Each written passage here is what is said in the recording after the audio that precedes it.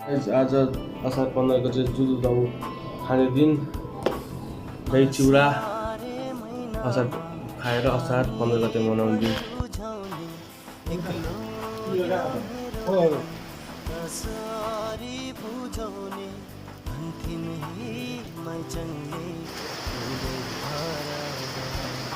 असार 15 गते झरेर पानी परिरहेको छ, मौसम पनि क्लियर भइरहेको छ।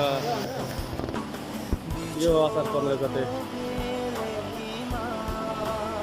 Wow, nice beauty. Oh my God.